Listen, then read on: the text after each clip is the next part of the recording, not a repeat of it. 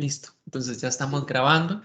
Entonces, vamos a iniciar ya propiamente la clase haciendo una revisión del proyecto 2. El proyecto 2 es un juego que se llama Rummikub y tiene un valor de 30%. ¿Ok? La idea es implementar el juego de mesa Rummikub que fue desarrollado por este señor en los años 30. El juego está compuesto de 106 fichas, de las cuales tenemos 104 numeradas y 2 comodines.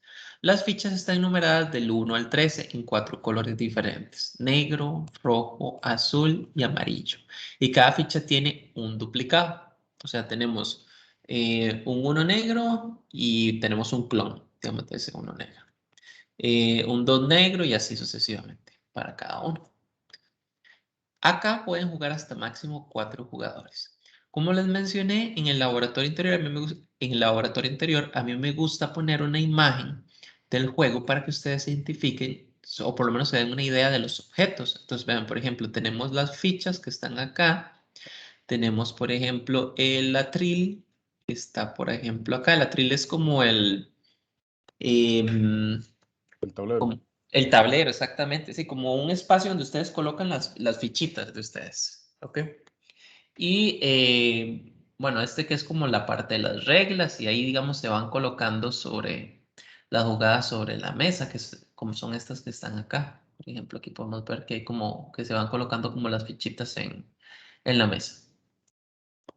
El objetivo del juego es ser el primer jugador en colocar todas sus fichas sobre la mesa, ¿ok? O sea, quedarse sin fichas en la mano, en el atril, perdón. Principio de la partida. Al inicio, todas las fichas se mezclan y se distribuyen 14 fichas aleatoriamente a cada jugador y el resto de fichas se coloca boca abajo en la mesa. Para que un jugador pueda hacer una partida, requiere contar con combinaciones que sumen al menos 30 puntos. ¿Ok? Entonces, se ocupa, digamos, vamos a ver, porque un jugador puede hacer una partida, requiere, ajá, sí, o sea, en este caso, el primer movimiento ocupa gastarse 30 puntos. Los puntos los determina el número de ficha, siendo el valor de comodín 0. En caso de no tener combinaciones por un valor mínimo de 30 puntos, el jugador deberá tomar una ficha y pasar de turno. Entonces, básicamente es mi primer jugada tengo que tener 30 puntos. O sea, en mi primer movimiento tengo que tener 30 puntos entre las diferentes jugadas que yo vaya a hacer. Si yo no puedo colocar esos 30 puntos, no puedo. Entonces tengo que tomar una ficha y pasar el turno. Yo voy a poder hacer mi primer jugada hasta que tenga la posibilidad de colocar 30 puntos sobre la mesa. Las combinaciones pueden ser las siguientes. Entonces tenemos una escalera, que es una secuencia numérica de 3 o más cifras del mismo color y números consecutivos. Para este caso, el número 1 es válido delante del número 2, nunca después del 13. ¿Ok? Entonces, una escalera es como este que está acá, que tenemos acá, 4, 5 y 6. Esa es una escalera. Y acá lo que nos está diciendo es que los valores llegan hasta el 13, ¿verdad? Entonces ustedes no pueden colocar, por ejemplo, 11, 12, 13, 1. ¿Ok? Eso no forma una escalera. Y una serie, tenemos que es este segundo que está acá, que nos dice que es una combinación de 3 o 4 cifras del mismo número, pero de distinto color, ¿verdad? Entonces, una serie es como este que está acá, 8, 8, 8, en color negro, en color rojo y en color amarillo. No es posible empezar a acomodar fichas en el juego de los contrincantes sin antes haber puesto sus fichas sobre la mesa. O sea, no podemos empezar a despedazar, digamos, las jugadas que ya están, que ya las vamos a ver, sin que antes yo haya colocado los 30 puntos. ¿Ok? Entonces, esto es como para el principio. Ahora, durante un turno, una vez colocadas en la mesa, las combinaciones de cifras pertenecen a todos los jugadores y cada uno es libre de modificarlas según les convenga. Entonces, ¿qué significa? Que lo que está en la mesa yo lo puedo acomodar de acuerdo a mi conveniencia, ¿verdad? O sea, ya eso, cuando un jugador coloca en la mesa, ya no es del jugador esas fichas, sino que más bien son como de todos, que están disponibles para que los jugadores hagan diferentes jugadas. Em, hmm, En cada turno, los jugadores deberán colocar la mayor cantidad de fichas que puedan sobre la mesa, a partir de nuevas jugadas o combinándolas con sus propias fichas para formar nuevas combinaciones. Una escalera o serie puede ser manipulada de muchas maneras, como se ve a continuación. Entonces, recordemos que las jugadas siempre van a ser escaleras o series, pero podemos jugar sobre lo que está en la mesa para hacer cosas nuevas.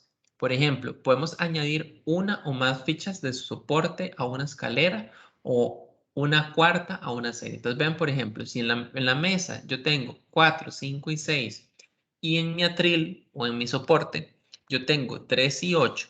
Ok, entonces aquí está 4, 5 y 6, aquí está 8, 8 y 8. Entonces yo puedo agregar el 3, como ven acá. Entonces estaba esto en la mesa, yo agregué aquí el 3, es una jugada válida, y tenía el 8 celeste y lo coloco acá. Entonces, eso es como las características que tengo, ¿verdad? Entonces, para hacer una escalera, simplemente coloco, ¿verdad? O sea, añado una más a una escalera o añado una más a una serie. Eso es una posibilidad. Luego, retirar la cuarta ficha de una serie y la usa para hacer una escalera nueva. Entonces, vean, por ejemplo, aquí tengo esto sobre la mesa. Tengo 4, 4, 4 y 4. Pero en la mano yo tengo, bueno, en el atril tengo 3, 5, 6. Entonces, yo puedo, como ven, sacar el 4, ¿ok? Y le quito una que está acá. Entonces, me quedarían 3. Y ese 4 yo lo tomo para hacer una jugada con lo que tenía de 3, 4, 5 y 6. Entonces, eso es algo que se puede hacer. Luego tenemos añadir una cuarta ficha a una escalera y retirar otra ficha de ahí para poder hacer otra escalera.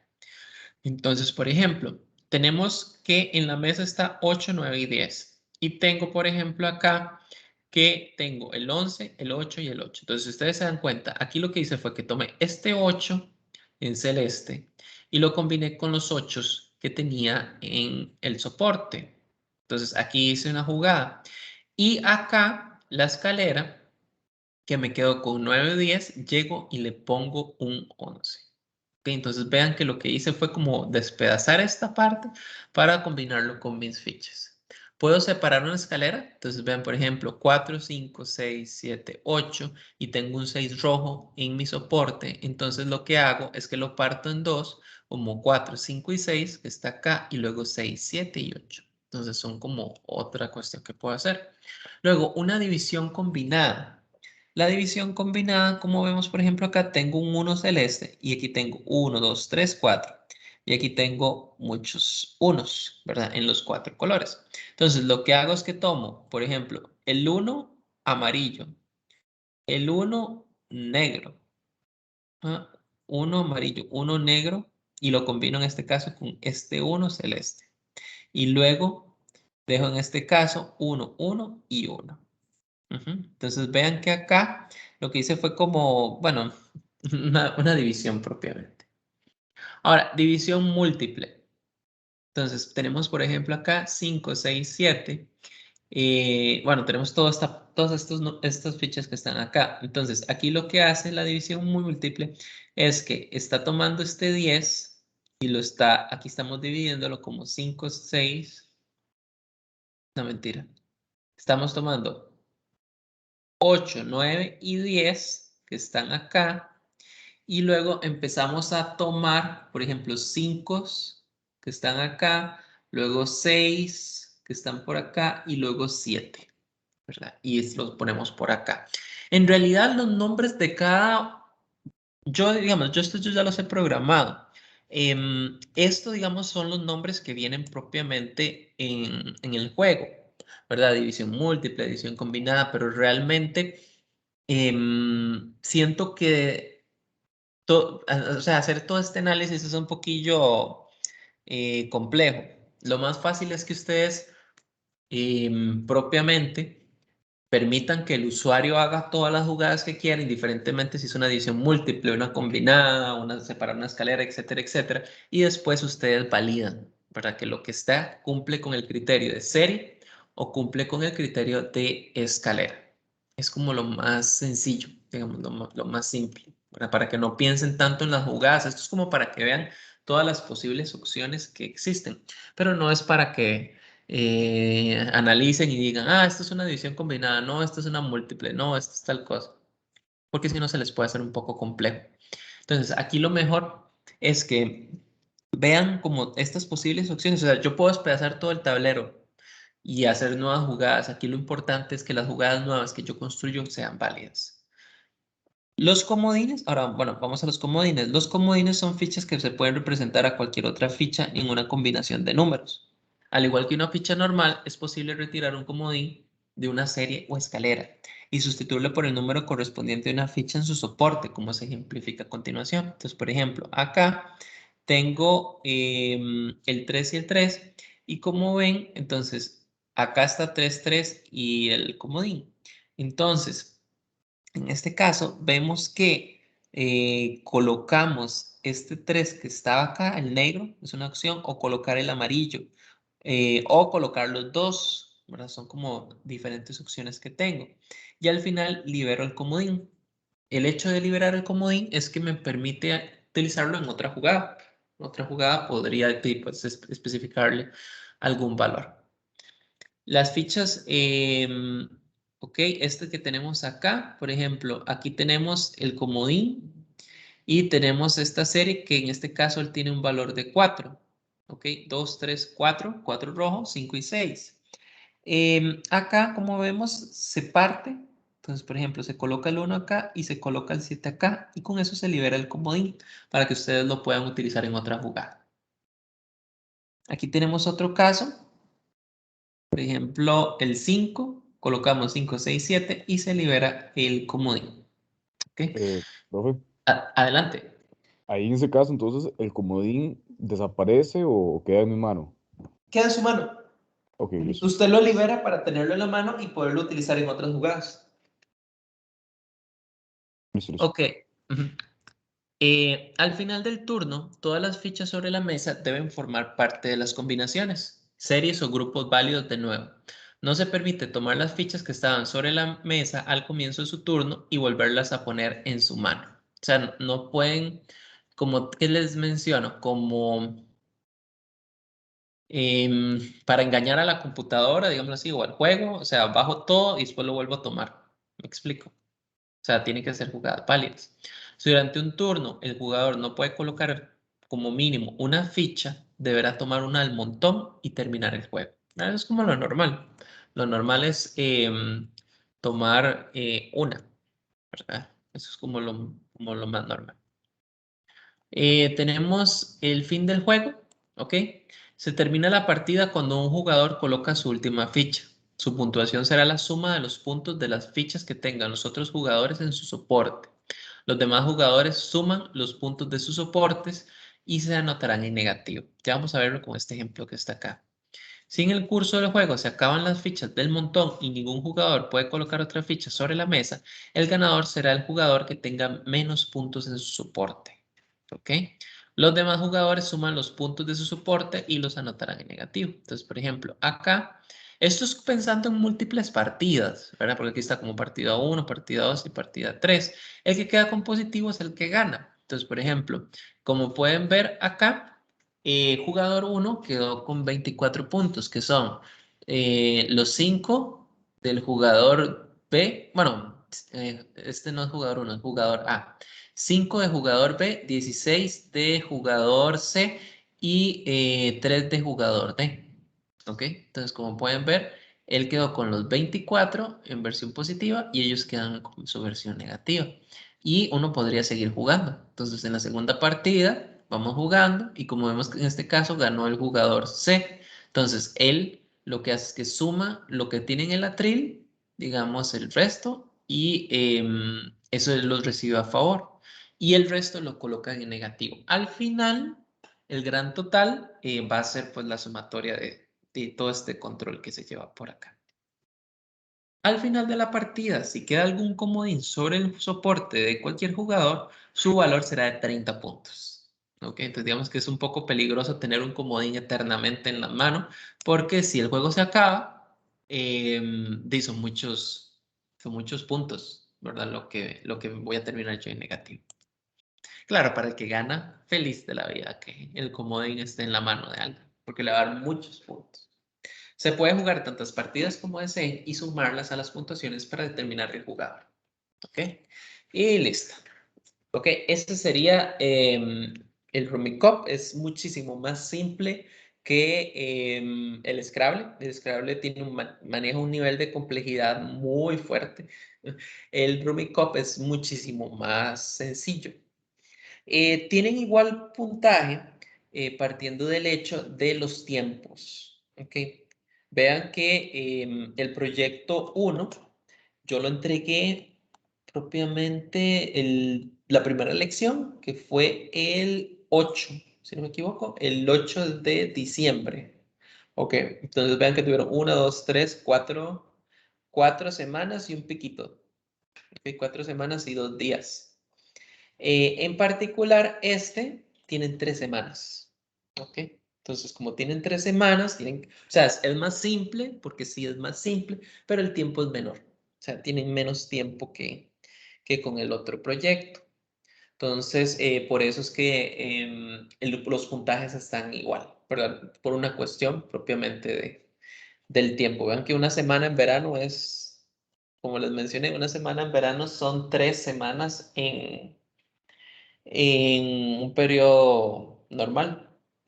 Entonces, como ustedes pueden ver, pues es mucha la diferencia, por lo menos en lo que es la medición de los tiempos. ¿Ok? Entonces, este sí tiene, como les mencioné, una complejidad menor por esa cuestión del tiempo. La evaluación. Entonces, la evaluación es exactamente la misma que se utilizó para el laboratorio, para el proyecto 1. Entonces, vamos a ir repasando para efectos de que quede como nuevamente claro. Entonces tenemos la introducción, una introducción normal, ¿verdad? Del trabajo. Luego, la estrategia de la solución. La estrategia de la solución, recordemos que es la forma en que ustedes se organizaron. Por ejemplo, que generaron un grupo de WhatsApp, que manejaron con un repo en GitHub, Lab o Bitbucket, no sé lo que ustedes quieran utilizar. Que parte, digamos, de la estrategia de la solución era reunirse todos los lunes y los miércoles, no sé, de tal hora a tal hora, donde se iban viendo los avances. Manejar un Trello para lo que es como, por ejemplo, llevar control de tiempos, como ustedes se hayan organizado, digamos, para trabajar. Luego, los detalles de implementación, entonces, esto es como a grosso modo de cómo implementaron esto. Entonces, por ejemplo, alguien podría decir, bueno, esto yo lo implementé, parte de la implementación es que todas las estructuras de datos están basadas en, creo que es Java Utils, si no me equivoco. Ahorita no me recuerdo honestamente, pero en las bibliotecas, por ejemplo, de Java para el manejo de estructuras de datos. En el tema de estructuras de datos, pues son como una clase general. Eso es un detalle de implementación. O sea, me están diciendo que todo lo que fueron, en este caso, no sé, listas, colas, pilas, árboles, no sé, lo que ustedes quieran, y lo hicieron utilizando eso. Eso puede ser un detalle de implementación. Otro detalle de implementación es, por ejemplo, bueno, todo el diseño gráfico. El diseño gráfico lo trabajamos utilizando las bibliotecas de Swing, ¿verdad? Hay gente que ya me ha pasado de estudiantes que no les gusta eso y prefieren, por ejemplo, utilizar otras bibliotecas, ¿verdad? Para la que es la parte gráfica, para una mayor flexibilidad. Todo es cuestión de gustos. Y es importante que ustedes, pues, aquí lo indiquen, ¿verdad? Todos esos detalles de implementación. Restricciones y suposiciones. Les voy a dar, por ejemplo, una típica que tenemos, bueno, que yo me he encontrado cuando los estudiantes han desarrollado este proyecto. Em, el comodín no indica cómo recibe su valor. O sea, el enunciado no dice cómo es la forma que el comodín lo recibe. Entonces, he visto que los estudiantes, para una mayor simplicidad, cuando la persona tira un comodín, tiran una pantalla de una vez. Entonces le dicen al usuario, ok, usuario, usted acaba de tirar un comodín. Deme el número que va a valer ese comodín y el color. Entonces ahí sale y digamos, los cogen y listo. Es la forma más fácil, digamos, para hacerlo. Porque, digamos, la otra forma sería que a la hora de colocar un comodín, el comodín se dé cuenta cuál es el valor que se le está dando. Esa es una forma más compleja, pero que el comodín se autodescubra. Diga, mira, de acuerdo a lo que estoy acá, a esta jugada, yo soy un 5 negro. Esa es como la forma normal, ¿verdad? Pero es la más difícil de programar. Lo más sencillo es que cuando usted lo coloque, aparezca una ventana y en esa ventana usted le dice al usuario que le dé el valor. Entonces, ya si el usuario le dijo que era 5 rojo y el que se ocupaba era un 5 negro y la jugada se declara como inválida, sí, ya no es culpa de ustedes porque el usuario, digamos, lo puso mal. Eso es un caso de una restricción, una suposición. Como no se indica la forma en que el comodín trabaja, nosotros vamos a suponer que el usuario va a tener que cantarlo y para eso, o indicarlo, y para eso va a tener que colocar el valor específico en una ventana. Problemas encontrados. Yo creo que, bueno, ya ustedes son expertos en este tema de problemas, compañeros que se desaparecen, compañeros que andan en otras, compañeros que están sobrecargados con otras cosas. ¿Ok? Todos los problemas encontrados de cualquier tipo, de trabajo en equipo, con tecnología, de curva de aprendizaje, etcétera, etcétera. Diagramas de clases, 30%. Ya aquí, si voy a ser un poco más estricto en este proyecto en comparación a la revisión que se va a hacer en el primer proyecto. En el primer proyecto va a ser una revisión un poco más liviana para esta parte por el hecho de que no hemos profundizado mucho en la parte de modelado. Nos hemos concentrado en la parte de la progra, porque hemos visto las clases, los métodos, la herencia, o sea, ustedes manejan eso súper bien, digámoslo así, porque lo hemos visto bastante, hemos hecho laboratorios, ¿verdad? Entonces, como tal, que ustedes, digamos, no puedan colocar un if, un while en este momento, no tiene sentido. Sin embargo, la parte modelado no le hemos entrado tan fuerte. La parte modelado fue como la semana antes de que saliéramos al receso y como tal, y pues no se vio así con mayor profundidad, solo tienen un laboratorio, digamos, de eso, que fue el del juego de la vida. Entonces, como tal, no les puedo pedir mucho en la parte de diagramas de clase. Sin embargo, para esta segunda mitad de lo que nos queda del periodo de verano, y ya el único tema de programación que nos queda son excepciones. Y ese lo vemos, o sea, se ve muy, muy rápido, el que es el tema de manejo de excepciones. Ya lo que queda de aquí hasta el final es puro modelado. En este caso, el modelado más importante es el diagrama de clases. Para este curso, igual vamos a ver otros tipos de modelados que podemos realizar, pero como tal, vamos a practicar mucho el de clases. Y finalmente, conclusiones y recomendaciones. ¿Ok? Esto vale 20% y esta es la distribución que se hace del 100% que vale ok, este es el 100% de la calificación y ese 100% se le va a sacar el 20%. Luego tenemos el proyecto programado. El proyecto programado es un 80% y tiene lo mismo que el proyecto anterior. Documentación interna, o sea que hayan comentarios, uso adecuado de estándares de nombres para definiciones de identificadores, lo que habíamos visto en las primeras lecciones. ¿Ok? Cómo se ponen los nombres de métodos, cómo se ponen los nombres de clases. Luego, utilización correcta del ocultamiento de la información. Ya eso lo habíamos visto propiamente, público, privado, protegido, que realmente cada cosa esté como tiene que estar. Recordemos que público, los métodos pueden ser públicos, privados o protegidos. Bueno, esa es la recomendación. Dependiendo hay que hacer un análisis. Si se ocupa desde el mundo externo es público, si se ocupa solo en la clase es privado y si es una cuestión en herencia se puede pensar en protegido. Para efectos de atributos, prácticamente estamos hablando que todos los atributos deben ser privados.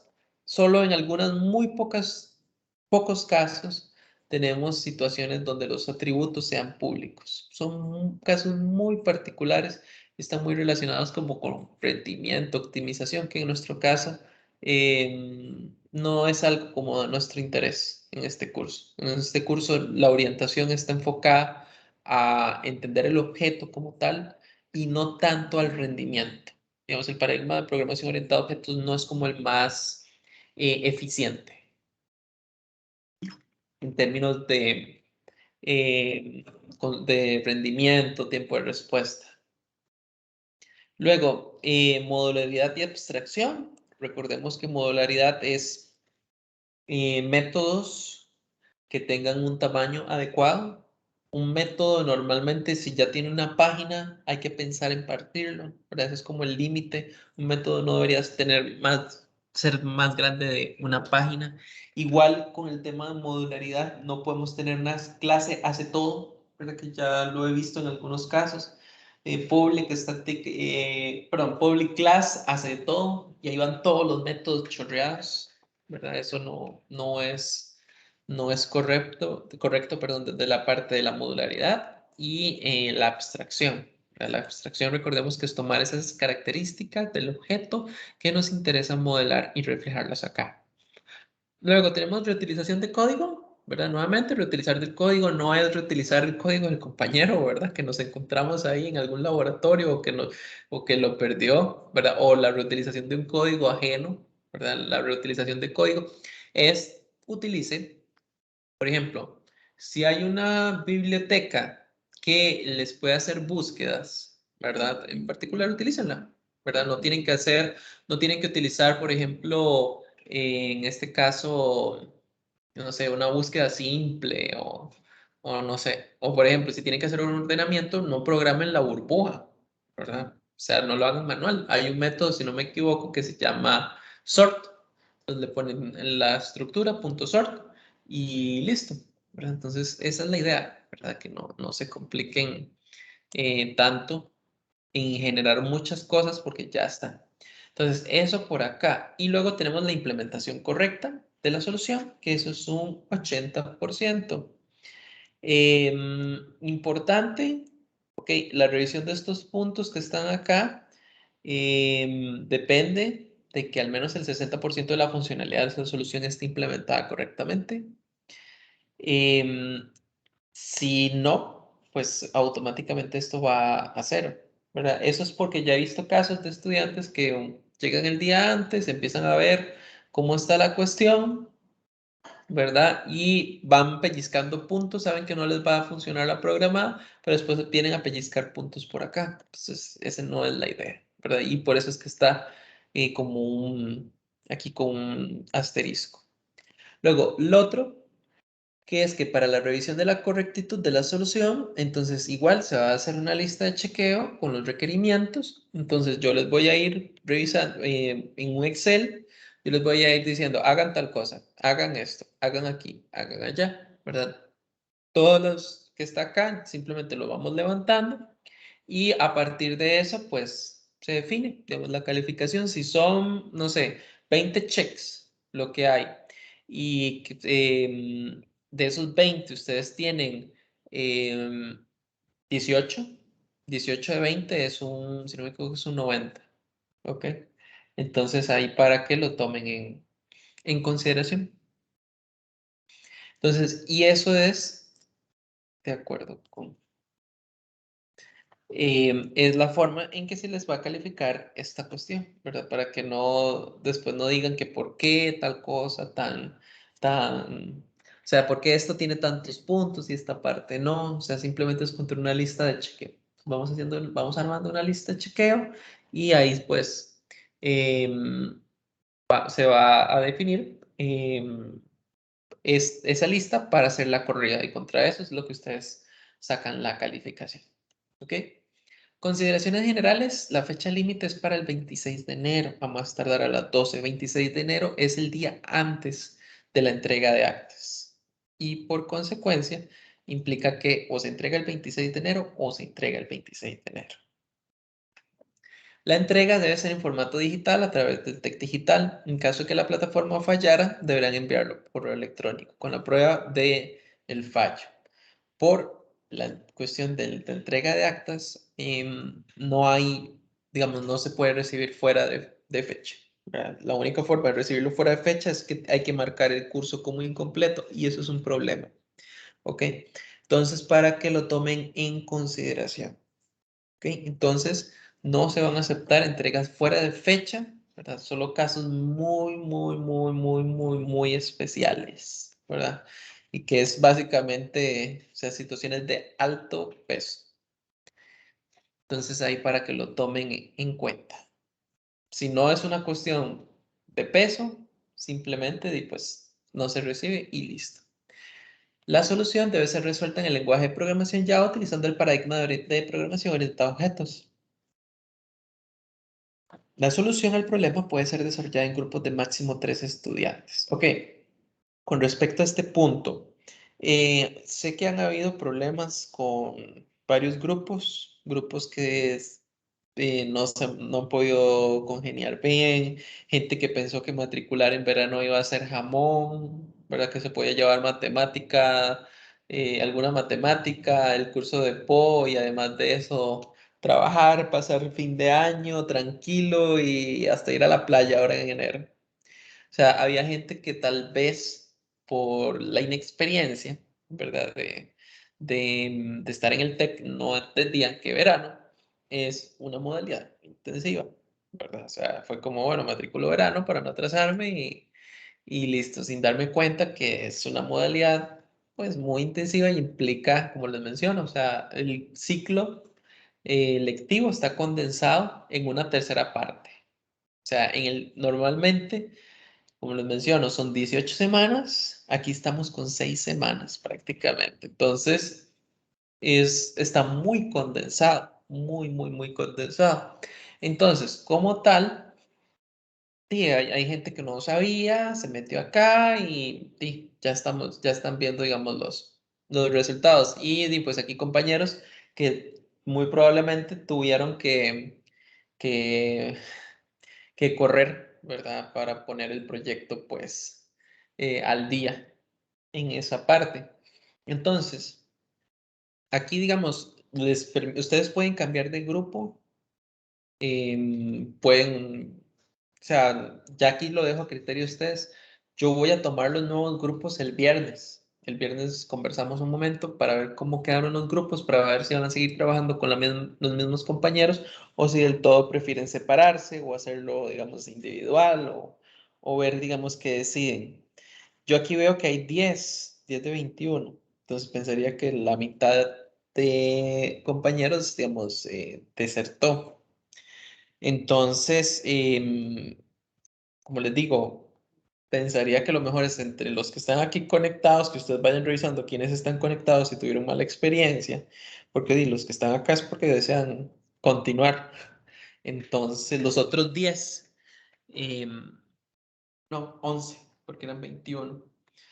Los otros 11, muy probablemente, si no están acá, y muy probablemente no vayan a estar más. Entonces, vean los nombres de los compañeros, contáctense y convérsense entre ustedes. Y el viernes vemos un momento cómo se van a unir ustedes, con quién van a trabajar, pues, ahora. ¿Ok? La solución debe diseñarse utilizando interfaces gráficas de usuario GUI provistas por el lenguaje de programación Java que permite una interacción natural e intuitiva. ¿Ok? Entonces, por acá, como les mencioné, la idea es que sea con la parte de la interfaz. ¿Ok? Modo consola no. O sea, modo consola es como muy, muy tieso, muy básico, ¿verdad? Y además ustedes no sé, ya no están en un nivel como de intro y taller para que lo hagan con modo consola. O sea, la idea es que lo hagan con algo que sea un poquito más desafiante, digamos, para ustedes. En caso de comprobarse plagio en el desarrollo de la solución, se procede a anular el trabajo a todos los involucrados. Para el cálculo de la calificación final, lo que vimos hace un momento que les expliqué, entonces hay que hacer una coevaluación y una autoevaluación. Toman esta tablita, copian, pegan y lo llenan para ustedes y para el resto de compañeros y lo entregan. Acá ya está el espacio completo para que ustedes lo entreguen. Entonces aquí está el proyecto 2. Un momento por acá. Entonces tenemos el proyecto 2. Aquí ustedes hacen la entrega respectiva. Y autoevaluación y coevaluación. Aquí también la tienen. ¿Ok? Entonces, eso es, digamos, con respecto a este segundo proyecto. ¿Dudas?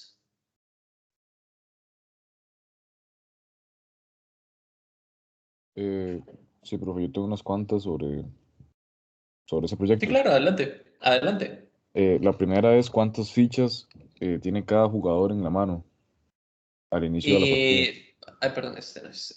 Pues ya le mencioné. Creo que decía 3-0. Vamos a ver. Ah, ok, todas las fichas se reparten. Aquí está, perdón, 14. 14 fichas aleatoriamente a cada jugada. Ajá, está acá, en el punto de principio de la partida. Sí, en el primer. Igual, ajá, para que sepan, aquí está el enlace. Entonces ven, por ejemplo, Rumicop, enlace, y aquí les muestra el enunciado.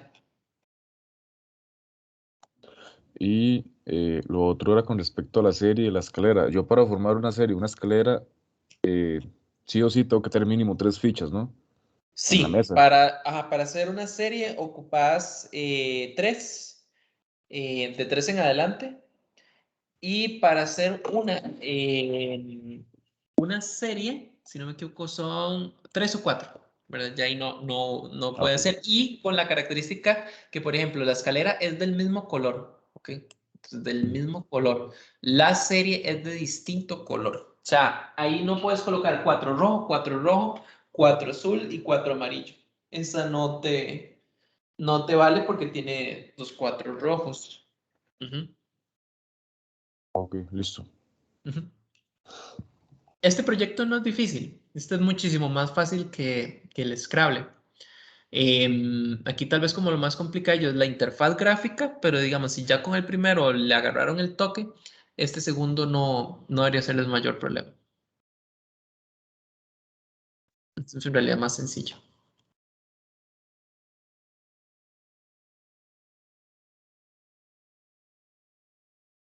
¿Ok? ¿Alguna otra duda?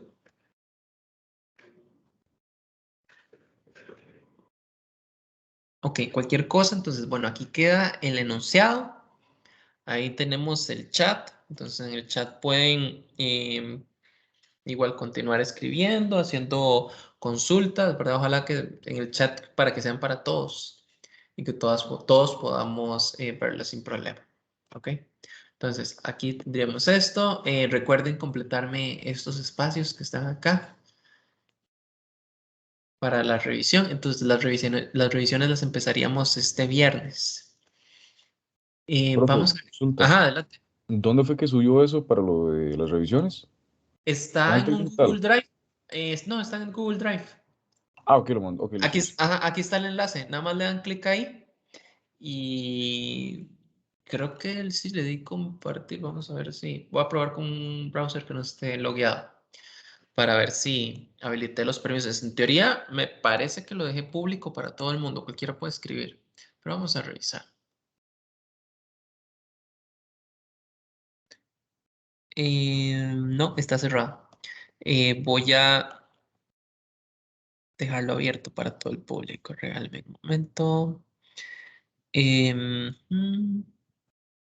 Sería revisión proyecto Scrabble, compartir con Google Drive. Ok, cambiar a cualquier persona con el enlace.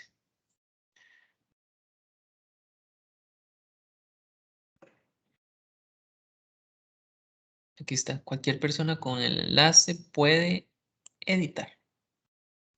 Ok, vamos a copiar acá. Voy a borrar el anterior. Vamos a borrarlo de una vez. Y voy a colocar el nuevo. Ok. Vamos a ver acá. Aquí está. Ya aquí no estoy logueado. Entonces aquí ustedes llenan y completan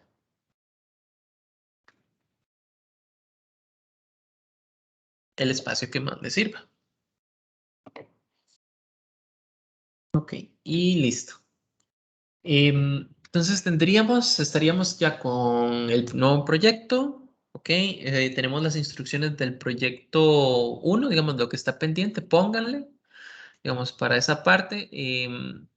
No, igual este no lo puedo extender más porque se va a consumir tiempo del otro proyecto y esa no es como la idea. Para vean que, como les mencioné, estamos en una modalidad muy intensiva y si le siguen dando tiempo al proyecto 1, no les va a dar tiempo al proyecto 2, ¿verdad? Entonces, digamos que no les puedo dar más tiempo, pues, por ahí. ¿Qué más? Bueno, creo que ya sería todo. Igual estos proyectos ya los han desarrollado otras promociones y ya de todo ha habido un poco. Ha habido gente que lo ha podido hacer, hay gente que diga, a veces es una lástima porque el tema de la organización, del trabajo en equipo se los come, ¿verdad? Tal vez no es que no sepan, es que no saben trabajar en equipo. Entonces, eso afecta también, o sea, malos equipos de trabajo, em, porque sí lo he visto, digamos, casos que tal vez llegan en el primer curso y lo hacen y tal vez después vienen, no se pierden el curso y lo vuelven a llevar y ya para la segunda vez van pero volando y es porque están con otra gente, ya aprendieron a trabajar en equipo, entonces, y es como lo complicado, pero bueno, de alguna forma toca aprender, ¿verdad? Entonces, eso por ahí. Ok, entonces estamos. Ahora, vamos a revisar lo último que vimos de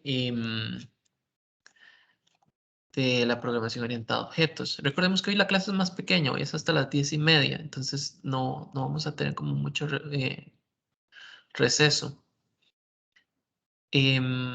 Acá, dame un momento para abrir la presentación.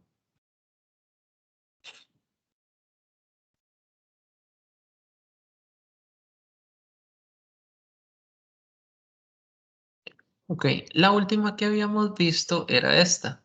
Digamos, habíamos hecho una introducción al lenguaje unificado. Habíamos hablado que la idea, la propuesta del lenguaje unificado es que pudiéramos representar, digamos, de una forma gráfica toda esta parte, digamos, de lo que vamos a hacer.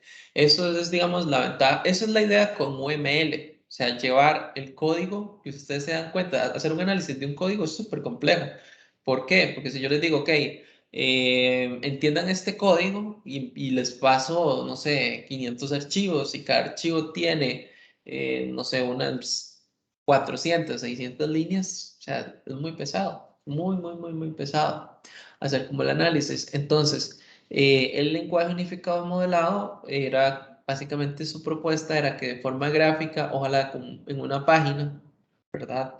Uno pues pudiera ver tal vez, no sé, el diagrama de clases, por decirlo así, o alguna cuestión particular, digamos, del sistema, y pues pudiera dar una entenderlo, digámoslo así. Eso fue como la propuesta de lo que era o para qué fue creado UML, ¿verdad? Como para poder reducir la simplicidad. Y entonces habíamos hecho como una revisión general y lo primero que habíamos caído era con el diagrama de clases, que el diagrama de clases habíamos dicho que era este que estaba acá, que el diagrama de clases, déjenme acá para un momentito para poner el puntero, se representaba, bueno, primero la clase como ese objeto del mundo real que yo estoy tratando de llevar a codificación. Ese objeto que está compuesto por atributos, que es este segundo cajón que está acá, y acciones o métodos con los cuales yo interactúo con él.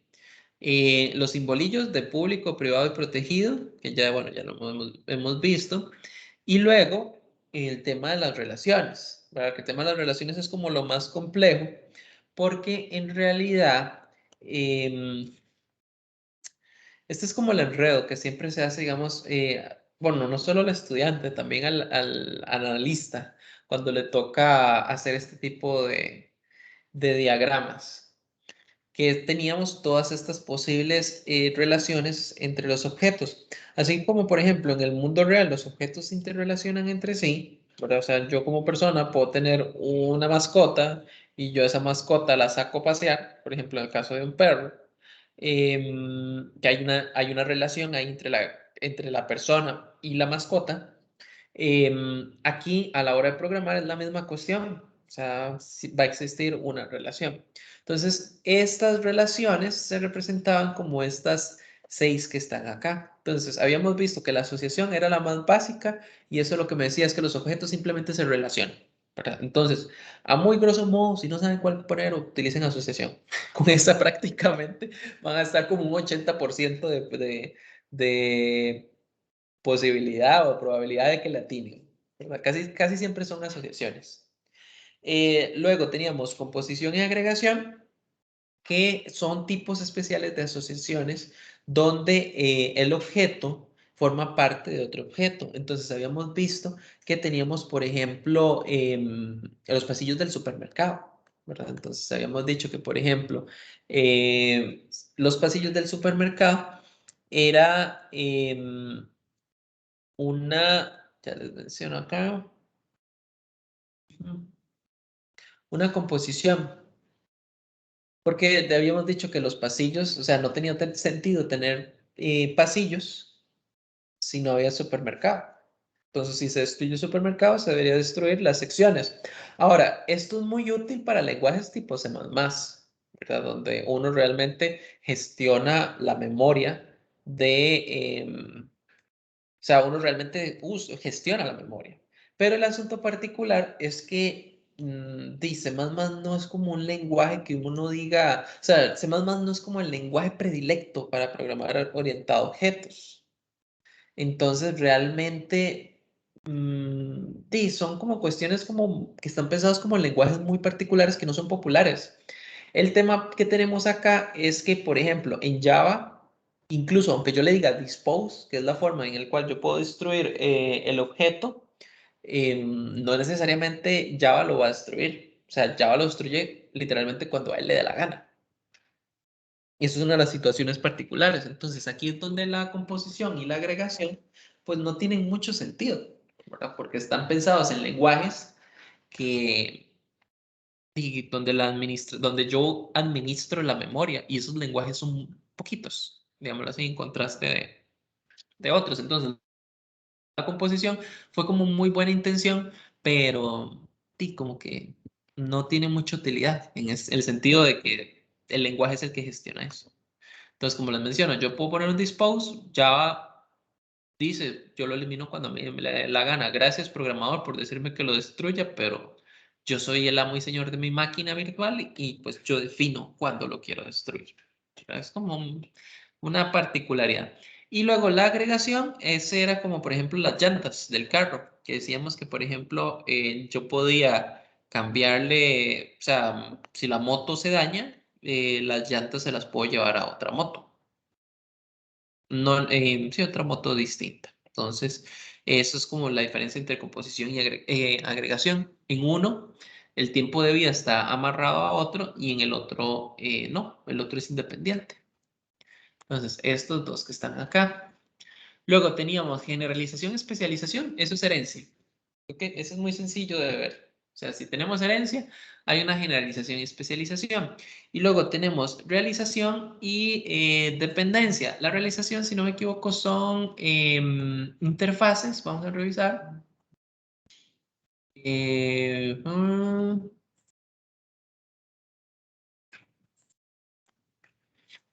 mm,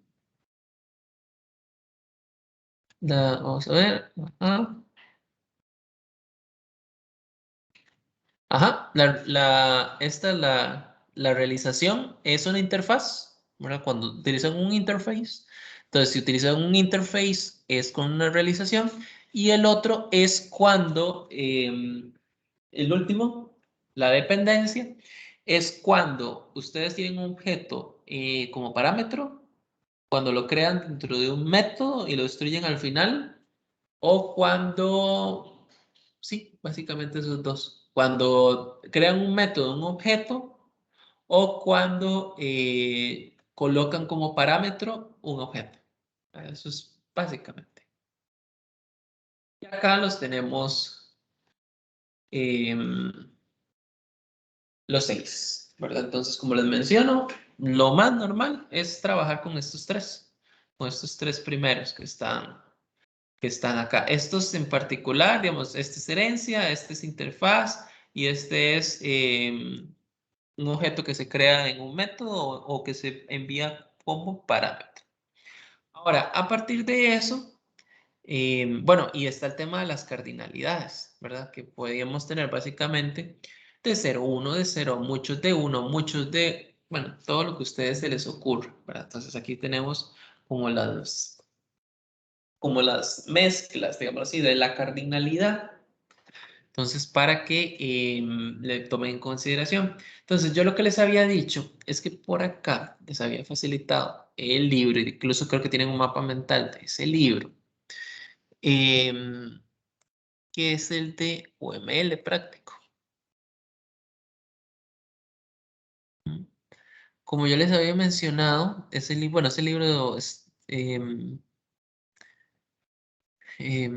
ustedes, como les mencioné, estaban desarrollando una serie de mapas mentales.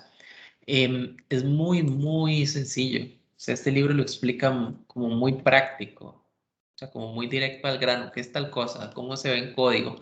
Lo más importante acá, ¿verdad? Con el tema de diagramas de clases, es que realmente representemos, o sea, que realmente el diagrama refleje el código. Porque si hay algo que he visto, es que muchas veces se hacen diagramas que no necesariamente corresponden.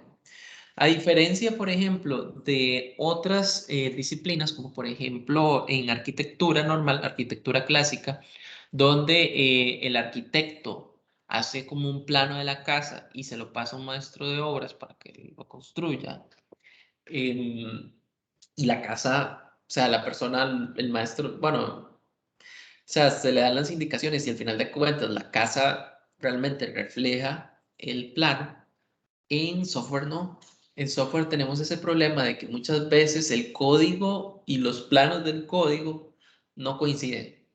Porque el arquitecto no entiende, digamos, lo que está haciendo. Los programadores no entienden cómo tienen que programarlo. Entonces es un problema que realmente tenemos. Ok, veo por acá que alguien escribió algo en el chat. Vamos a ver. Un momentito.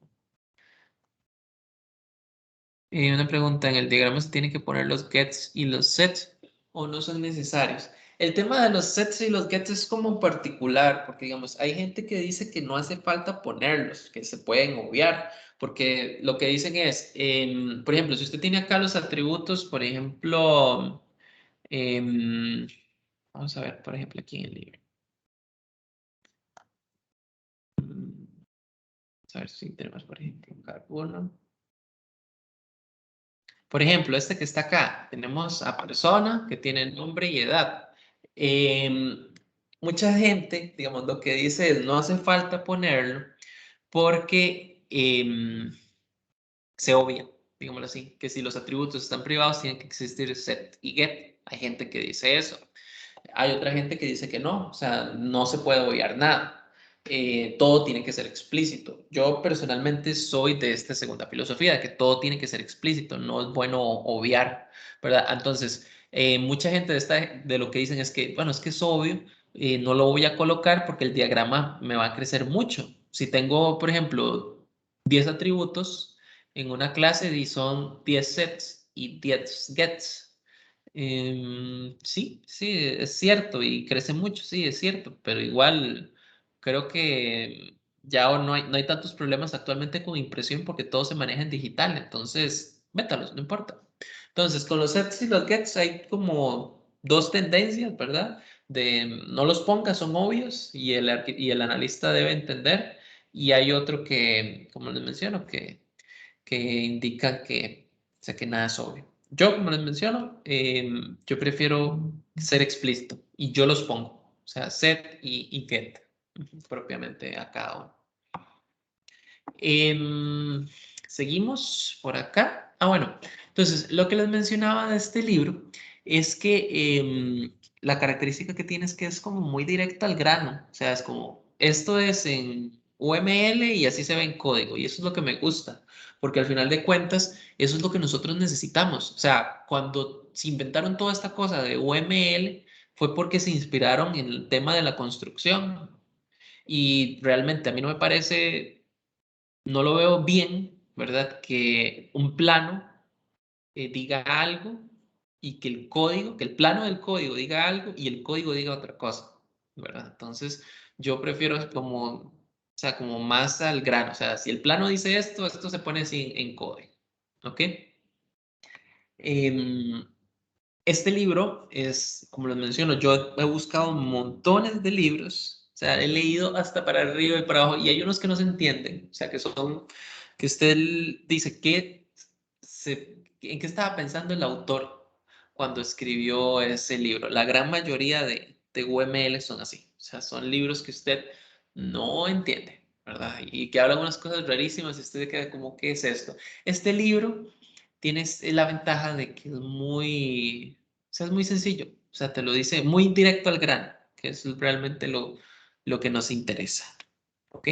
Entonces, igual, léanlo con calma, los insto a que lo revisen con bastante calma. Este libro es de los mejores, ¿verdad? Que he visto y tampoco es tan largo, o sea, uno perfectamente podría leer el libro completo y no le va a consumir muchísimo. Así como que les vaya a quitar toda una tarde, no, y lo pueden leer completo. Entonces, por acá, péguenle en una revisadita. Él estaba, como les había mencionado, él está basado en Modelio. Esta es la herramienta Modelio que ya la hemos venido trabajando. Vamos a abrirla un poquito por acá. Vamos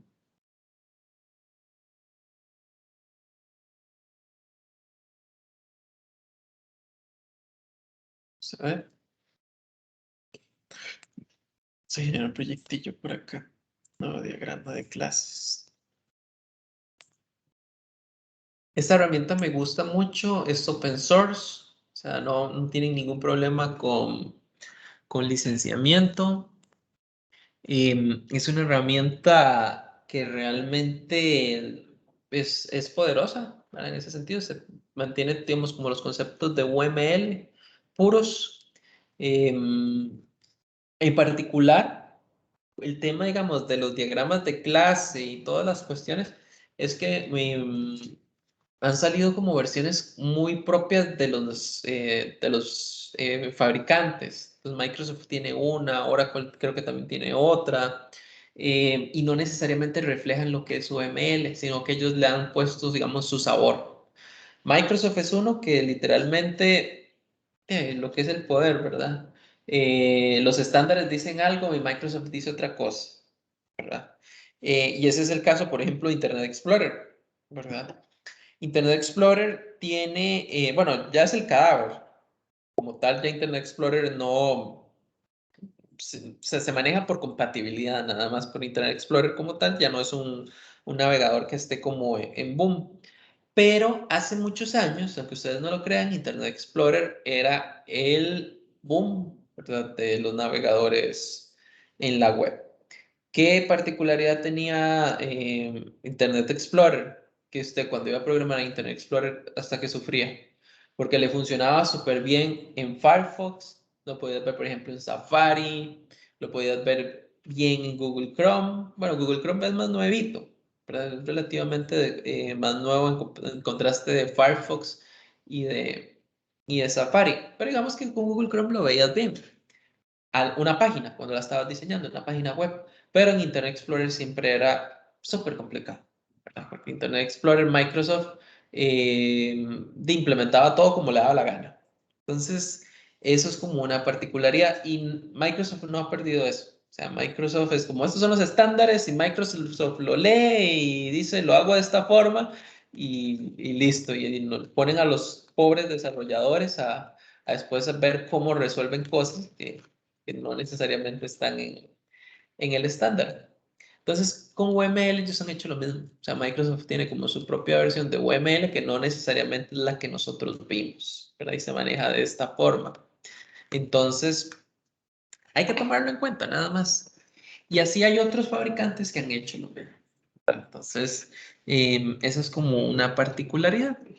Y en parte, este que está acá, como les menciono, es UML puro. Entonces, no vamos a tener este tipo de problemas. Ahora, como les había mencionado en otras clases, tenemos que tomar en cuenta que esto no nos genera código. UML es simplemente es una representación de forma gráfica de un problema que estemos tratando, digamos, de resolver, pero no implica que yo pueda darle como clic derecho generar código, ¿verdad? Y él me lo va a generar. O sea, me interprete toda la cuestión, pero no me va a generar código. Herramientas como Microsoft, ellos han hecho que sí les genere código. Y como les menciono, no necesariamente ese código que se genera coincide con lo que este libro dice. Esta herramienta como tal está basada en UML y no, tiene ese principio. O sea, de aquí yo no puedo exportar código, por más que yo quiera. Entonces, bueno, igual no pasa así como nada. O sea, cumple su propósito. ¿Ok? Entonces, esta es la herramienta, digamos, que yo utilizo y en la cual se basa el libro. Entonces, saquen un chance, ¿verdad? Que están para el día de hoy, si no lo han sacado ya, y péguenle una revisada a la que es la herramienta, al libro, toda esa parte ya. Porque como les menciono, ese libro para mí es buenísimo. ¿Ok? Entonces, estamos por acá. Ahora, vamos a hacer un pequeño ejemplo, ¿verdad? Que no, como les menciono, no nos hemos enfocado mucho en resolver como los problemas, ¿ok? Entonces, por acá yo tengo esto que está aquí. Este es un una práctica para lo que es el modelado de clases. Entonces aquí vienen como una serie de problemas. Entonces tenemos 6 problemas en particular. Vamos a revisar el primero. Por ejemplo, a veces lo podemos resolver entre todos. Dice, para cada uno de los siguientes ejercicios que aparecen a continuación, proceda a crear el respectivo diagrama de clases de una posible solución que incluya las clases significativas, los atributos de cada clase, los métodos de cada clase y las relaciones entre las mismas. Entonces dice, el primero, realice el análisis de un sistema de monitorización de redes que realiza la información y visualización de un conjunto de redes. Cada monitor muestra la configuración de una red en un momento específico. Existen 3 tipos de redes, en anillo, en bus y en estrella. Las redes están compuestas por nodos independientemente de su topología, los cuales tienen un identificativo de red único que los distingue. El sistema debe poder reconfigurar los nodos añadiendo o quitando un determinado nodo de una red desde el monitor que la visualiza. Ok, entonces este es el primer problema que, digamos, nos piden o que estaríamos resolviendo. Ahora, si revisamos en la PPT, yo les había dicho que una guía, pero hay que entender lo que es una guía, no es una regla general. Es que las clases son sustantivos y los métodos son verbos. Como les digo, o sea, nosotros no podemos llegar y ser como tan cuadrados de empezar a buscar sustantivos y sustantivos y sustantivos y pensar que son clases, ¿verdad? Porque no, igual caemos en ese proceso de abstracción. Recordemos que la abstracción, tomemos la esencia de lo que estamos tratando de representar y si ustedes se dan cuenta, este enunciado pues tiene un montón de cosas que no necesariamente es lo que queremos representar. Por ejemplo, información es un sustantivo, es la información, es un sustantivo. Entonces uno diría, bueno, hacemos una clase de información. Pues yo diría que no, ¿ok? Porque realmente, o sea, no, a pesar de que es un sustantivo como tal, no tiene como mucho contexto dentro de la propuesta. Entonces, si yo tuviera que resolver este problema, ¿ok? Realiza el análisis del sistema de monitorización de redes que realiza la información y visualización de un conjunto de redes. Cada monitor muestra la configuración de una red en un momento específico. Entonces, si ustedes se dan cuenta, tengo el monitor, todo el tema de monitorización como un elemento central. O sea, ese monitorizar es, bueno, monitorear, creo que suena mejor, monitorear. Es eso. O sea, imagínense una persona que está, y no sé, revisando, ¿verdad? Que la red funcione bien. O sea, hasta el punto como de monitoreo, o sea, el monitor como tal, está la red, ¿verdad? Que nos dice que tenemos 3 tipos de redes, que es en anillo, en bus y en estrella. Y luego tenemos que nos dice que las redes tienen nodos, independientemente de su tipología, perdón, de su topología.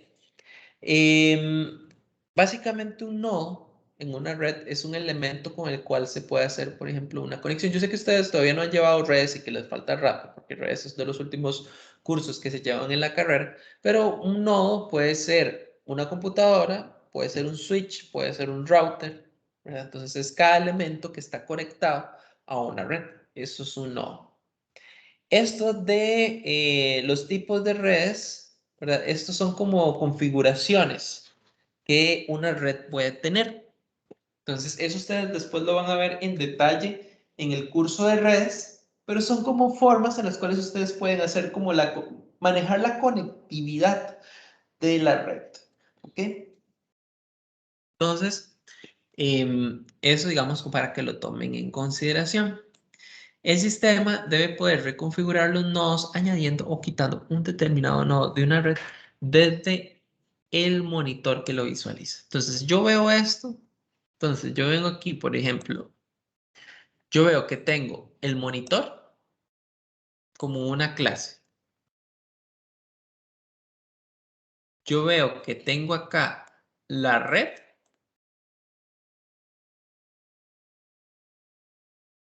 como otra clase.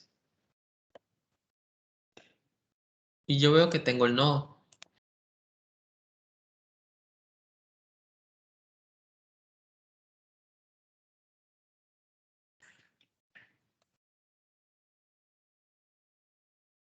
Entonces, tengo el monitor, la red y el nodo. Esas son las 3 clases que tengo. Que si ustedes observan, son sustantivos. Entonces tengo el nodito, la red y el monitor. ¿Ok? El monitor tiene redes.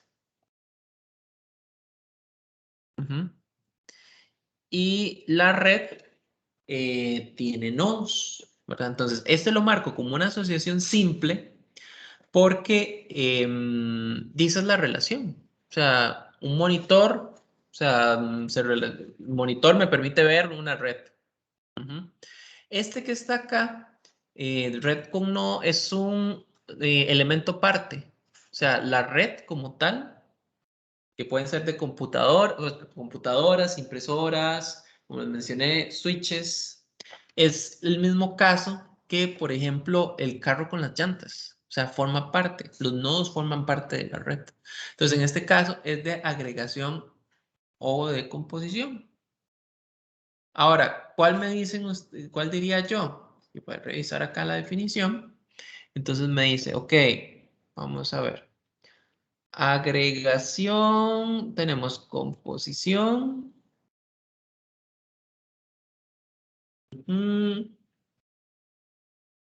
Entonces, la composición, el tiempo de vida del objeto incluido está condicionado por el tiempo de vida de lo que lo incluye. Ok, yo diría que composición, ¿no? Porque el hecho es que, por ejemplo, una impresora, si digamos, si mi red se destruye, sí, pues yo puedo agarrar y llevar esa impresora o llevar esa computadora y pegarla a otra red. O sea, no existe como una dependencia de los, en este caso, de los nodos a la existencia de la red. Entonces, yo lo haría más bien por agregación, que me dice que es dinámico, donde el tiempo de vida del objeto incluido es independiente del tiempo de vida del que lo incluye.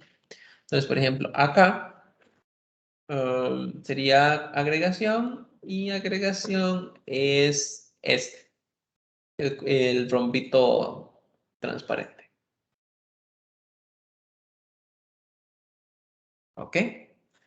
Entonces, digamos que ya lo marqué. Ahora, vamos a revisar. Un monitor puede revisar de 0 a una red. No, puede revisar muchas. Entonces me vengo acá y la cambio. Entonces me dice, el mínimo es 0 y el máximo es muchos. Entonces puede tener, el monitor puede tener de 0, opa, de 0 a muchos. Aquí está, tengo que verlo acá. Ah, ok, es que este lo toqué mal, era este que está acá. Ajá. Ok, vamos acá atrás.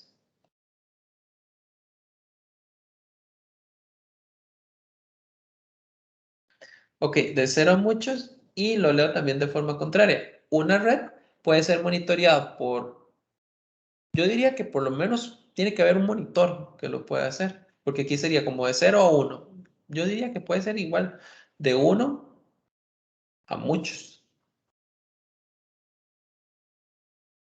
Vamos a darle acá. De 1 a muchos. Esto se lee siempre de, digamos, se lee, ok, un monitor puede tener de 1 a muchos redes. Y una red puede ser monitoreada por de 0 a 1 le puse. From red to monitor.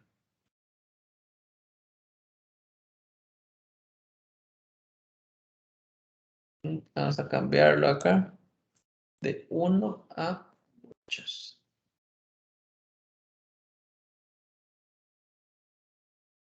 Ahí está. Entonces un monitor puede tener de 1 a muchas redes. Y una red puede tener, puede ser monitoreada por de 1 a muchos monitores. ¿Ok? Ahora veamos acá. Una red puede tener de 0 a un nodo, ¿no? Puede tener muchos más. Vamos a cambiar. Entonces puede tener de 0. Puede ser que la red no tenga nada, sino que simplemente se cree. A que tenga muchos. Y un nodo puede formar parte de 0 o de una red. Normalmente, por ejemplo, una computadora solo puede estar pegada a una red porque solo tiene una tarjeta, digamos, de red. Entonces solo se puede pegar a una al mismo tiempo. Entonces por eso fue que le hice esa modificación. Entonces vamos a ver, una red puede tener de 0 a 1 nodos. Vamos a cambiarlo acá. De 0 a muchos. Ajá, de 0 a muchos. Y un nodo puede tener de 0 a una red. Eso es porque puede ser que el nodo esté desconectado. Por ejemplo, yo podría tener mi computadora totalmente desconectada y es en sí un nodo. Es un nodo de mi red que está disponible, pero no está pegado propiamente a esa red. Entonces, si ustedes se dan cuenta, ya aquí hice pues mi propuesta. A partir, digamos, de ese enunciado, ya tengo identificados, bueno, cuáles van a ser los objetos. Pues voy a tener el objeto monitor, el objeto red y el objeto nodo. Ahora, acá había algo de las tipologías. Ese tema de las tipologías se puede manejar de varias formas. Una puede ser, por ejemplo, con herencia. Entonces puedo decirle que venga acá y manejémoslo como clases. Voy a poner el nodito acá. Y voy a poner esos tres señores acá.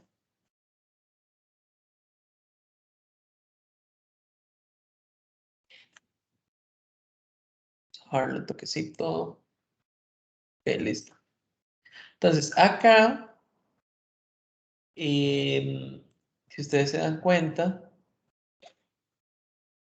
podría ser una generalización-especialización entre los tipos de redes. Le puse el res.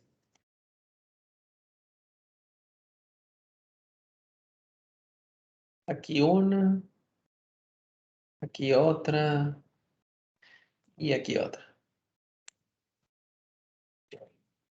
Entonces lo puedo marcar como una generalización-especialización y decir que tengo lo que es estrella,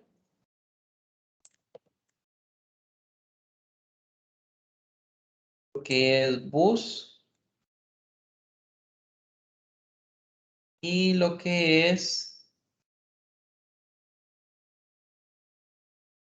estrella, bus y anillo.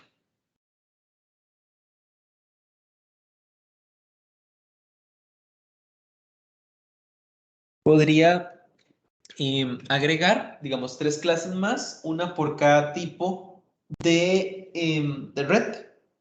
Eso pensando en que vaya a aprovechar características de la herencia y el polimorfismo, porque por ejemplo, uno podría decir que yo acá puedo implementar 2 métodos, vamos a verle acá, a agregar acá.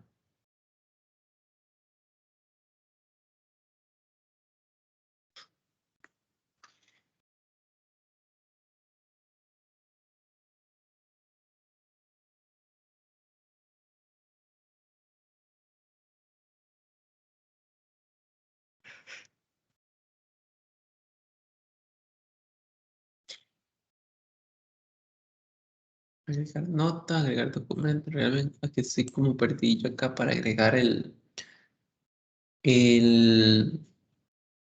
método.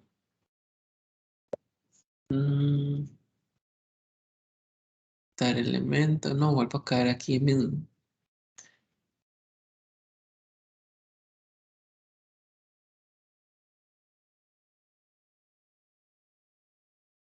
Y agregar los atributos, aquí está.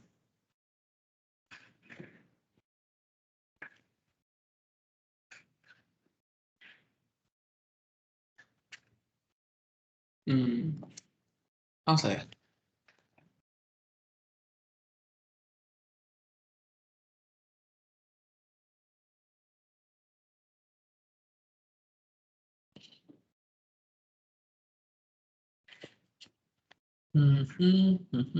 Ando súper perdido.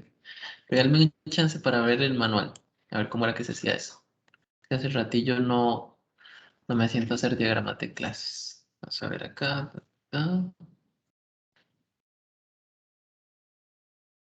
Ujú. Ah, ok. Aquí está. Atributo operación. Mm, Atributo operación. Ahí está. Entonces, por ejemplo, acá.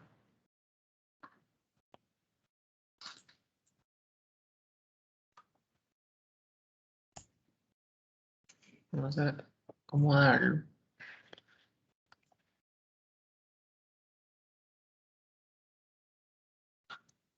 Ya, ya, ya. Ando súper chapa hoy. Igual si lo hay ahí, lo elimino. Ok, no, vamos a ponerle acá la operación. Y listo. Entonces, por ejemplo, acá, digamos, una operación, podría decir que, bueno, tenemos una operación que se va a hacer añadir nodo.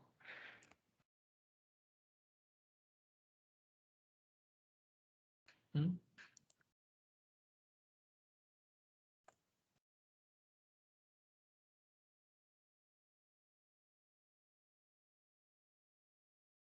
Y acá, mm,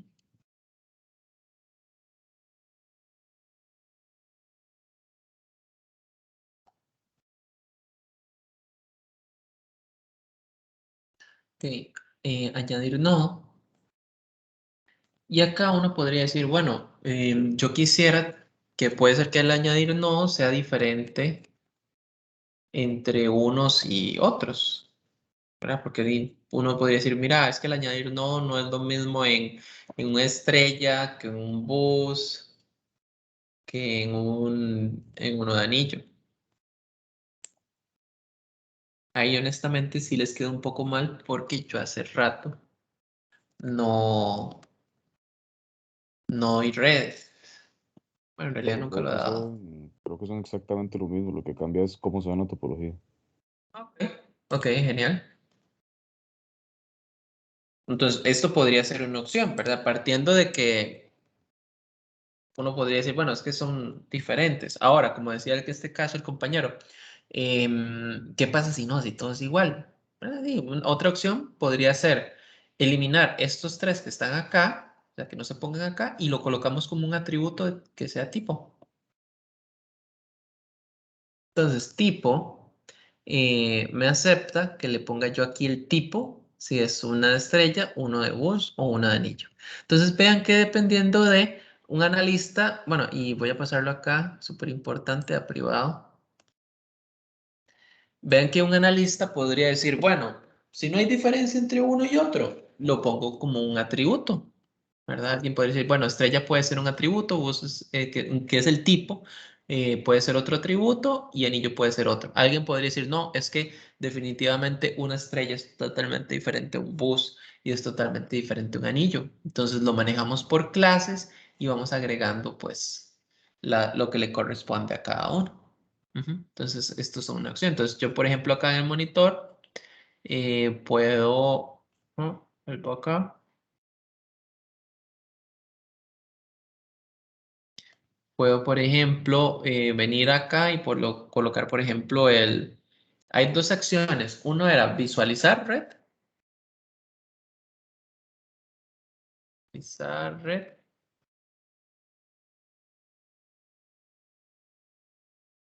Y el otro era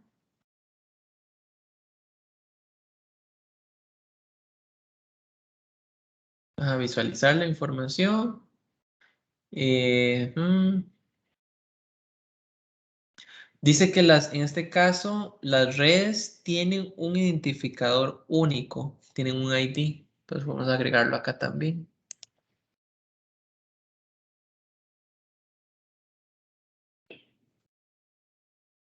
Un ID. En este caso,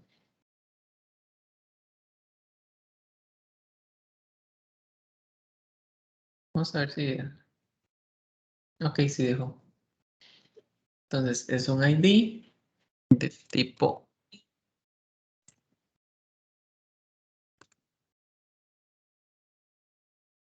tipo privado.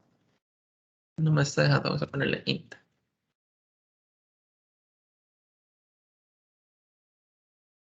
Ujú.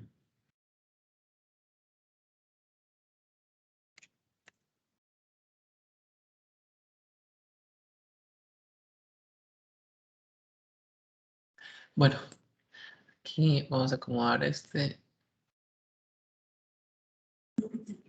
No quiere. Bueno, ahí sí tengo que jugar un poquito más con la herramienta porque si con diagramas de clase hace ratillo no me siento a tantear.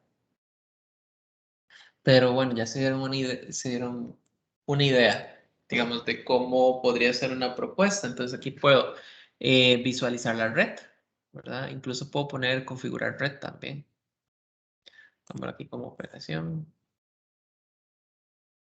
Configurar red. Profe, consulta.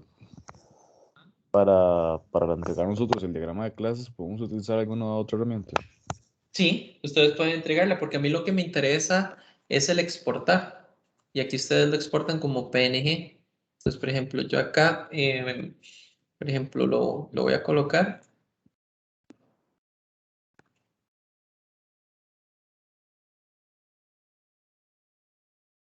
Y aquí lo tengo. Eso es lo que ustedes van a pegar en el documento. Porque recuerden que ustedes lo que entregan es un documento con los diagramas de clases. Entonces, ustedes lo que colocan es ese diagramilla. Ok, listo. Ujú. Ok, Y entonces eso lo tenemos por acá. Ahora vamos a ver qué más cosas tenemos por acá. Digamos, le puse configurar, le puse visualizar, le puse los tipos de nodos. Entonces le puse, por ejemplo, añadir nodo. También le podría poner quitar nodo, si fuera el caso.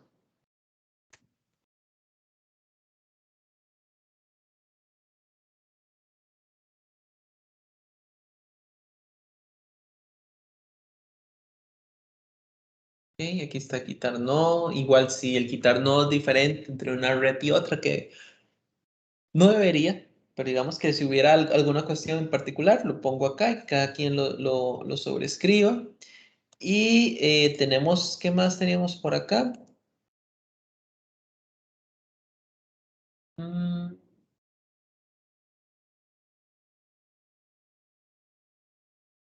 ok, el identificador no era de la red, era del nodo. Bueno, igual, la red usualmente va a tener una identificación también. El nodo es el que va a tener una identificación. Entonces acá,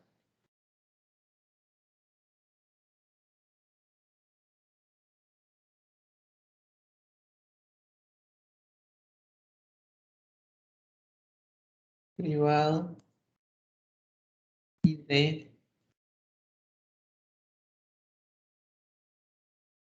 Y vamos a ver qué más tenemos por acá.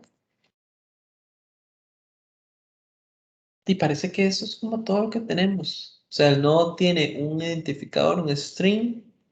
Bueno, en este caso sería un int.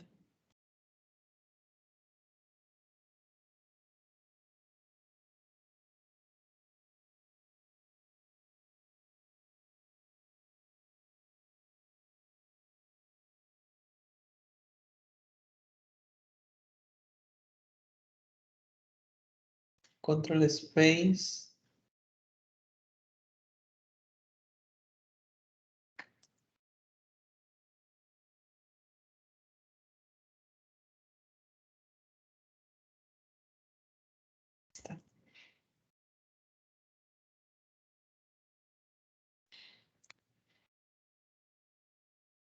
Ahora sí. Y ahí quedó como un integer. Esto podría ser una solución. Como les digo, si yo podría marcar la solución con estos tres primeros que están acá, entre monitor, red y nodo. Así sencillito. O podría aumentar y colocando, digamos, en este caso, tipo, no como clases, sino como atributos. Y la otra forma sería esta que está acá, donde el tipo más bien es una clase pensando que sus comportamientos van a ser diferentes, que añadir un nodo y quitar un nodo va a ser muy diferente entre una estrella, un bus y un anillo. O sea, es un método que va a estar disponible dentro de las tres, pero que dependiendo de, puede variar de la forma en cómo responda. Entonces, y eso era la característica propiamente de la herencia. Entonces, para que tomemos en cuenta eso en nuestros diseños. Vamos a ver si por acá me pareció que alguien escribió. Ok, ok, no, seguro estoy mal. Em, listo, entonces estos son como propuestas, digamos, de soluciones. Ya sea, sería como este que está acá, estos tres, o ampliarlo a este, quitando en este caso el tipo. Quitamos propiamente el tipo y listo. ¿Verdad? Esa es como otra segunda propuesta. Todo depende, digamos, desde la perspectiva del programador. Igual lo que nos interesa acá es que nuestro diseño que nosotros hagamos y pues reflejemos realmente, o sea, esas clases, esos objetos que están acá. Esto es súper útil, sobre todo, digamos, por lo menos identificar las clases, digamos, identificar métodos y atributos puede ser un poco complejo, ¿verdad? Sobre todo pensaría yo métodos, ¿ok? Los atributos tal vez no tanto, porque los métodos crecen muy rápido. O sea, cuando ustedes empiezan a hacer métodos y métodos y tal vez ustedes empiezan con un método y después se dan cuenta de que generaron tantos privados, ¿verdad? Entonces, tal vez los métodos es como un poco complejo para un inicio, pero por lo menos las clases. sea, si ustedes identifican clases y atributos, eso es de gran ayuda, porque ya por lo menos van a saber cómo van a tener que organizar el código. Igual cuesta mucho, ¿verdad? A pesar de que la gente que trabaja con UML dice que uno debería hacer como la propuesta de diagrama y después programarlo. Es muy difícil que nosotros tengamos un UML y lo programemos bien a la primera y que realmente sea la versión definitiva. O sea, eso es como muy, muy complejo.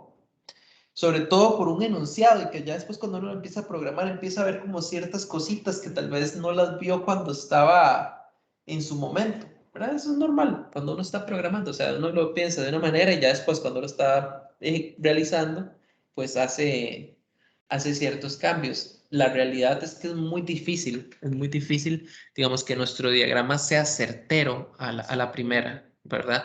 Pero sí, por lo menos que identifiquemos, perdón, identifiquemos las clases, sus atributos, como un primer, véanlo como un borrador, o sea, como un borrador que uno hace en el cual empieza a escribir y ya después lo vas a ir actualizando.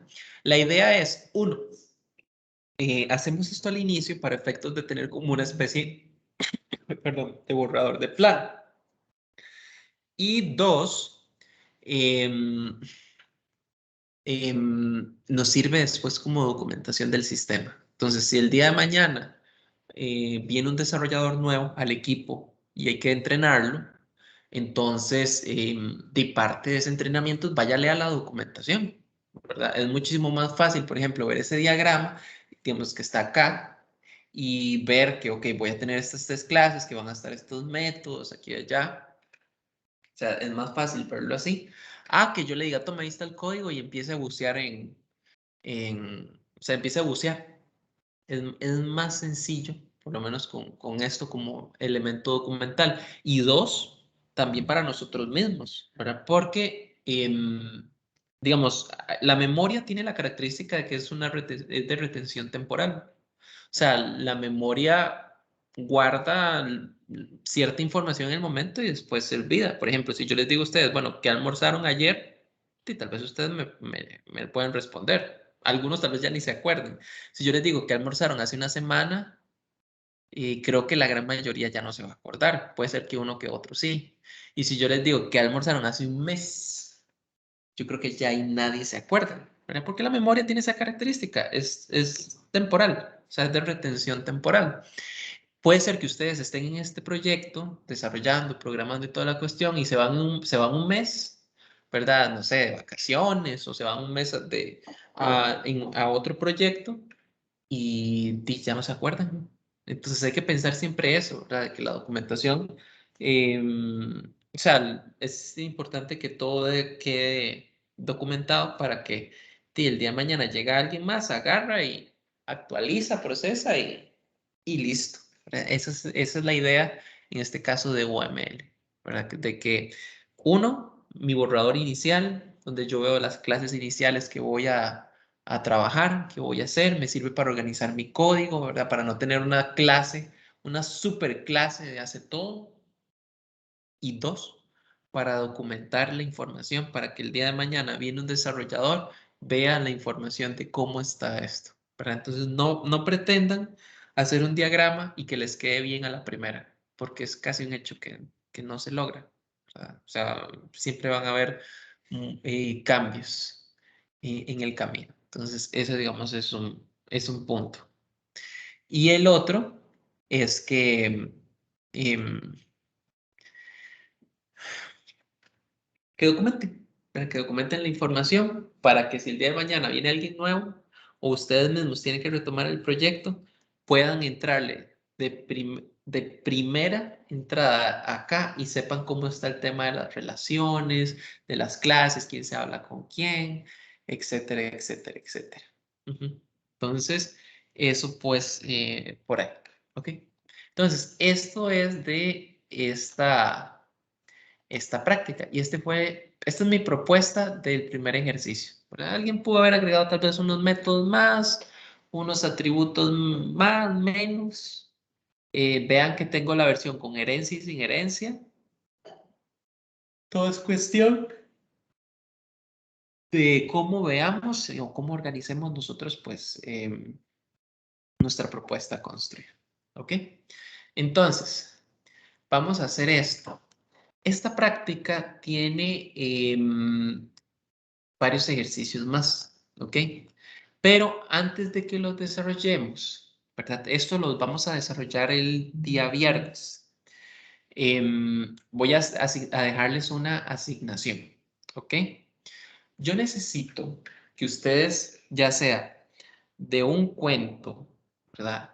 De el periódico, de una noticia del periódico, de la fuente que ustedes quieran, ¿verdad? Puede ser, como les digo, un cuento, no sé, algo tipo chiquitito, ¿verdad? No puede ser algo así como muy extenso. Una historia, ¿verdad?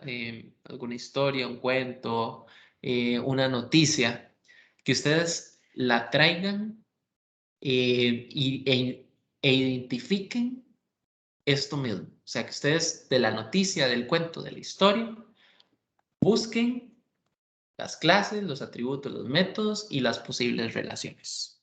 ¿Ok? Entonces, ahorita tenemos media hora, ¿verdad? Entonces, en esa media hora, digamos, se las voy a dar para que ustedes hagan esto ya. Entonces, busquen algo, no sé, incluso puede ser como les dije, una noticia, o sea, hay mucha fuente de información. Escojan como la que ustedes se sientan más a gustos, ¿ok? Y háganle en ese análisis, traten de hacer ese análisis de clases, de atributos, de métodos y de relaciones. Entonces, en estos 30 minutos busquen algo y háganos un borrador así rápido, ¿ok? La próxima clase, la clase del viernes, vamos a iniciar revisando la propuesta. O sea, yo voy a escoger a alguien al azar y le voy a decir, fulanito, saca lo que usted trajo. Entonces nos va a mostrar, bueno, esta fue la noticia que yo encontré y estas fueron las clases y esta es mi propuesta de relaciones y atributos. ¿Ok? Y el resto de la clase los voy a colocar en grupos para que hagan estos ejercicios que están acá. Esas dos actividades que les estoy diciendo, la de traer para la próxima clase, traer la noticia y la propuesta del borrador de diagrama de clases, eso vale puntos, ¿ok? Eso va a ir en las actividades, ¿ok? Entonces vean que ahorita tenemos 5 actividades. Esa sería, tendríamos una sexta actividad, que es esa, que buscar la noticia y hacer, digamos, como la propuesta y la tienen que entregar, ¿ok? Entonces se las voy a colocar aquí en Tech Digital, ¿ok? Esa la tienen que entregar el viernes antes de que inicie la clase porque vamos a hacer una revisión. Sería entonces viernes 7 a las 8 porque vamos a hacer una revisión en clase. Y estos ejercicios que están acá los vamos a trabajar en grupo también. Entonces los vamos a trabajar en grupo en la próxima clase y también lo van a entregar. Entonces vale puntos. ¿Ok? ¿Estamos claros? Sí, señor. Sí. Ok, perfecto, perfecto. Entonces, listo. Entonces, tienen 30 minutos para buscar la noticia, hacer un diagrama, un borrador rápido, ¿verdad? Que les alcancen estos 30 minutos y subirlo en el Tech Digital. Yo voy a generar el espacio para que puedan hacer la entrega. Y listo, entonces nos veríamos el viernes. Voy a detener ya la grabación.